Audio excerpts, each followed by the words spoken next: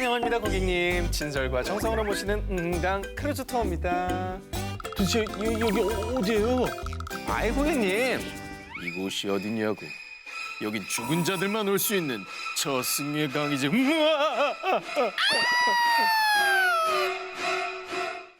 자, 일명 저승행 필수 코스로 불리는 이곳.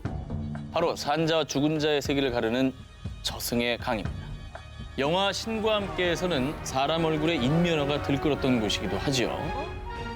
자, 그런데 우리가 잘 알고 있는 그리스 로마 신화에서는요, 이 저승에 5개의 강이 흐른다고 표현돼 있습니다. 자, 먼저 죽음을 맞은 자들은 저승의 뱃사공 카론의 배를 타고 비통의 강 아케론을 건너야 합니다. 그런데 이 카론 씨가 뱃삭스를 아주 철두철미하게 챙기기 때문에 노잣돈이 없는 망자들은 저승의 나루터에서 영원히 헤매게 된다고 합니다. 그리스 로마를 배경으로 한 영화를 보면 시신 위에 동전을 얹은 모습을 종종 볼 수가 있습니다. 그러고 보면 우리나라를 비롯한 동양에서도 저승길에 노잣돈이 필요한 건 매한가지죠. 시신의 입속에 동전을 넣어두거나 죽은 이를 옮기는 상여 속에 돈을 꽂아두는 것이죠. 서로 문화는 다르지만 망자가 저승길을 편히 갔으면 하는 마음에서 생긴 풍습이라고 합니다. 자, 그렇게 투철한 직업정신을 가진 카론의 배를 타게 되면 시름의 강 코퀴토스에 도착을 하게 됩니다. 이곳에서는 살아생전 후회스러운 기억들이 모조리 되살아난다고 하는데요. 그때의 시름 때문에 결국 시름시름 앓게 된다고 합니다. 그 다음엔 물이 아닌 불이 흐르는 곳, 불길의 강 플레게톤에 도착하게 됩니다. 이곳에서는 죽은 자의 영혼을 불로써 정화하고요. 정화된 영혼은 망각의 강 레테의 강물을 마시고 자신의 모든 과거를 잊는다고 합니다. 자, 도깨비 드라마에서 이 저승이가 망자에게 주었던 차 한 잔 기억나시죠? 그 역할을 한 거라고 보면 되겠습니다. 자, 이렇게 금품갈취에 강제 영혼 화형, 그리고 수질이 의심스러운 강물까지 억지로 마시고 나면 바로 그 순간 이 영혼들은 드디어 죽음의 심판을 받게 됩니다. 신의 사랑을 받은 자들은 낙원의 땅 엘리시온에서 영원한 생명을 보장받게 되고요. 신의 노여움을 산 자들은 저승의 가장 밑바닥 무한지옥 타르타로스에 떨어져 영원히 고통을 받는다고 합니다. 동양, 서양 모두 천국과 지옥이 존재한다는 점에서 사후세계의 공통점을 갖고 있다고 볼 수 있겠죠. 대망의 라스트 리버, 증오의 강 스틱스. 저승을 무려 7바퀴 반이나 휘감고 있다는 이 증오의 강은요, 저승의 강 라인업 가운데 명실상부 저승구 핫플레이스입니다. 그 이유는 그리스 로마 신화 속에서 가장 신성시되는 맹세의 대상이기 때문이죠. 스틱스 강을 걸고 한 맹세는 그 누구라도 반드시 기필코 지켜야만 했습니다. 물론 신들의 왕인 제우스에게도 이 스틱스 강의 맹세는 얄짤없습니다. 올림포스의 왕이었지만 바람둥이로 유명한 제우스는 어느 날 아름다운 인간 여인 세밀라와 사랑에 빠지게 됩니다. 그런데 제우스의 애정 행각에는 늘 한 가지 법칙이 있었어요. 꼭 그의 아내 헤라 여신에게 들킨다는 거였죠. 이건 뭐 인간이나 신이나 마찬가지입니다. 아내의 촉은 무시무시합니다. 도시대왕한테 제우스 데려가야 됩니다. 괜찮습니까? 예, 저는 떳떳합니다. 정말 기계적인 리액션이고요. 질투심에 불탄 헤라는 세밀라의 유모로 변신해 그녀에게 접근했는데요. 그 남자, 제우스가 확실히요? 제우스 신이 아니면 네 엄마한테 머리카락 뽑히려고 그러냐? 하고 제우스의 정체를 의심하게 만듭니다. 결국 인간으로 변신한 제우스에게 그녀는 한 가지 부탁을 하는데요. 제우스, 당신이 날 사랑한다면 그 어떤 소원도 들어줄 수 있나요? 당신이 원한다면 그 어떤 것도 들어주지. 스틱스 강에 맹세하겠소. 제우스, 당신의 본 모습을 보여주세요. 스틱스 강의 맹세를 깰 수 없었던 그는 그녀 앞에 자신의 본 모습을 드러내고 마는데요. 아시다시피 제우스는 천둥과 번개의 신. 그의 본 모습을 본 세밀라는 그 자리에서 새카만 재가 돼버리고 맙니다. 이처럼 제우스마저 깰 수 없었던 스틱스 강의 맹세. 여러분은 누구와 어떤 맹세를 하고 싶으십니까? 네, 신과 함께 떠나는 저승 투어 19, 10위 공개합니다.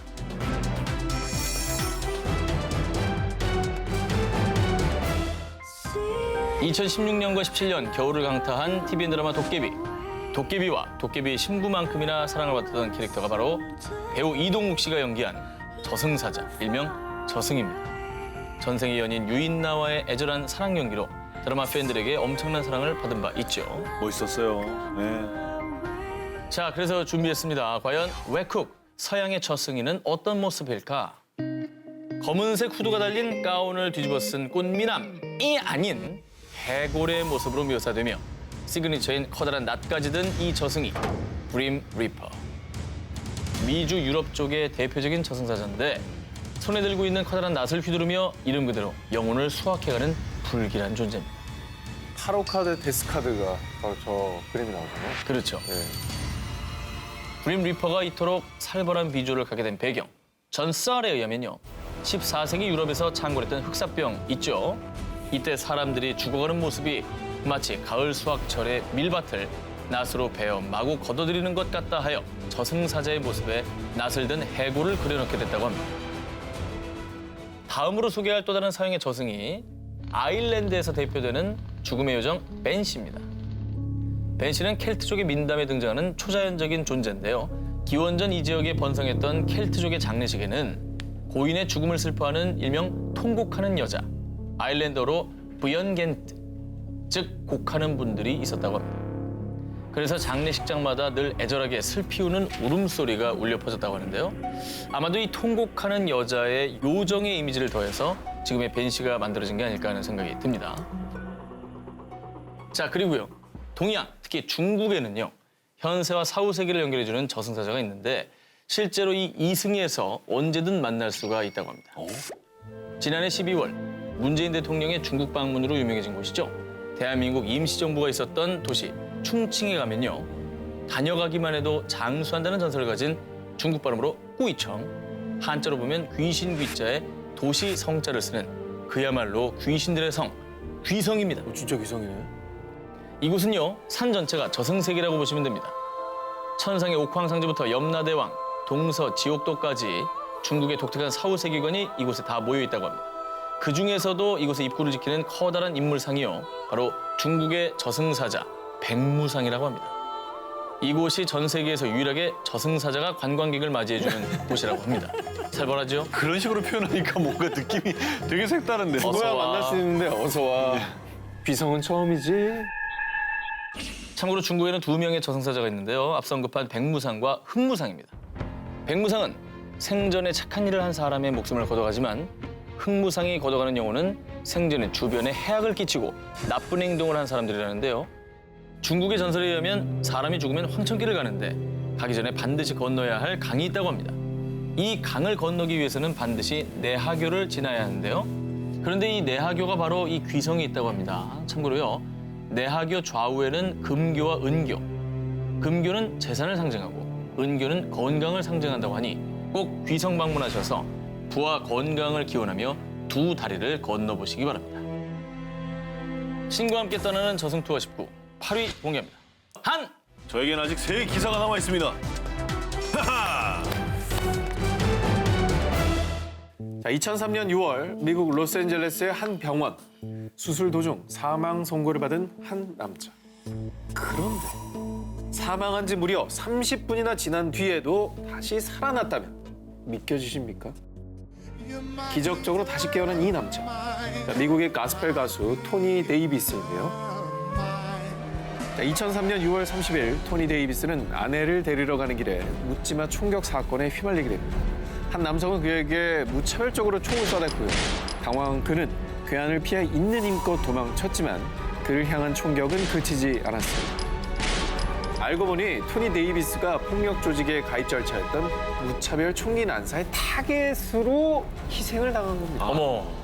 자, 결국 그에게 날아든 수십 발의 총알 중 5발이 토니의 몸과 다리를 관통했고요. 곧바로 병원으로 옮겨진 그는 안타깝게도 숨을 거두고 말았습니다.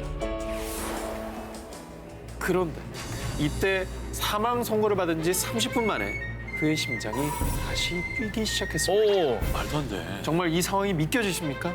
일단 뇌에 피가 안 가는 거잖아요. 그렇죠. 몇 분 안에 막 뇌에 피가 안 가면 맞아요. 뇌가 죽는다 뭐 이런 얘기도 많잖아요. 30분이나 지난 겁니다. 말이 안 되는데. 자, 기적적으로 죽음의 문턱에서 돌아온 토니 데이비스. 하지만 안타깝게도 총상을 입은 왼쪽 다리는 절단해야 했고요. 목소리까지 잃어서 말조차 하기 힘들 거라는 진단을 받게 됩니다. 목숨은 건졌지만 목숨만큼 소중했던 목소리와 또 다리까지 잃게 된 그는 절망에 빠졌는데요. 그 순간 그의 귓가에 들린 목소리. 그들을 진심으로 용서하라. 자, 마치 신의 계시와 같이 들린 음성.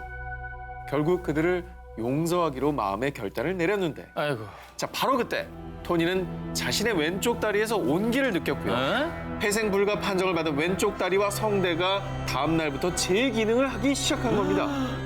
자, 그는 자신이 사망했던 동안에 하얀 구름 위에 누워서 거대하고 아름다운 도시를 보았습니다. 라며 사후 세계를 경험한 것이라고 확신한다는데요. 그에게 일어난 기적은 지금까지도 풀리지 않는 미스터리로 남아있습니다. 신과 함께 떠나는 저승 투어 19, 이번엔 7위로. 나는 죽지 않았습니다. 태국 시사켓에 사는 44살 사콘 사치와 씨. 가족들을 부양하기 위해 2015년에 대만으로 어비를 하러 가게 됐습니다. 그런데 대만에 간 지 2년이 지난 작년 5월 가족들은 경찰서로부터 충격적인 소식을 듣게 됩니다. 정말 안타까운 소식을 전해드립니다. 당신의 아들이 사망했습니다. 경찰들은 대만에서 무연고 시신이 발견됐는데 신원이 사콘으로 확인됐으니 인수해 가라는 것이었죠. 게다가 경찰이 밝힌 사인은 폐혈증, 감염으로 인해 전신에 염증이 퍼져 시신은 얼굴조차 알아볼 수 없는 처참한 상태 그 자체였다는데요. 어쩔 수 없이 더 확인하지도 못한 채 사건의 시신을 고향으로 가져온 가족들. 그를 애도하며 장례식을 올리고 슬픔 속에 화장까지 했습니다. 그런데 그로부터 7개월이 지난 12월 16일 누군가 집 문을 열고 들어오는데 너 죽었잖아! 그 남자의 정체 무려 화장까지 한 사건이었기 때문이죠. 아이, 거짓말하지. 아니, 그 죽었다가 살아난 거 그래. 그 화장을 했는데 어떻게 살아납니까? 설명해 드리겠습니다. 말이 안 돼. 자, 이 사건은요. 사실 알고 보면 정말 울지도 웃지도 못할 황당한 사건입니다. 대만에 간 사건은요. 일하던 중에 신분증을 도둑 맞았는데 아이씨. 그 신분증을 훔쳐간 남성이 사망한 겁니다. 그런데 사건의 신분증을 갖고 있으니 경찰은 더 확인 작업을 거치지 않고 처리를 해버린 거죠. 자, 어쩌다 보니 정말 인생을 2번 살게 된 사건. 지난해 말 황당한 죽음, 인생 2번 산 이야기로 많은 이슈가 됐던 사건인데요. 비록 웃픈 해프닝이었지만 사건의 가족들은 그가 살아 돌아와서 정말 기뻐했다고 합니다. 신과 함께 떠나는 저승 투어, 이번엔 6위를 보겠습니다. 최소 11번째 사는 여자. 그때는 뼈로 만든 도구를 썼어요. 전 2번 결혼해서 10명의 애를 낳았죠. 그때는 엄청난 무게의 돌을 날랐어요. 그래요. 전 이집트 시대의 노예였다고요. 만약 이 시대를 초월한 전생의 기억들이 한 여자의 전생이라면 믿으시겠습니까? 종종 자신의 전생을 기억한다는 사람들이 있죠. 남아프리카 공화국 행정수도인 프리토리아에 사는 조이 버웨이 또한 자신의 전생을 기억한다고 주장했는데요. 조이 버웨이가 3살이 되던 해 엄마, 전 옛날에 돌과 동물뼈로 만든 도구를 이용해서 생활했어요.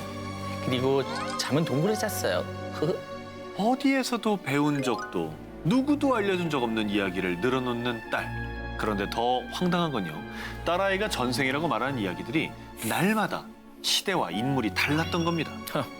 이렇게 딸 조이가 3살 때부터 5살 때까지 기억해낸 전생만 해도 무려 10가지. 되게 많다.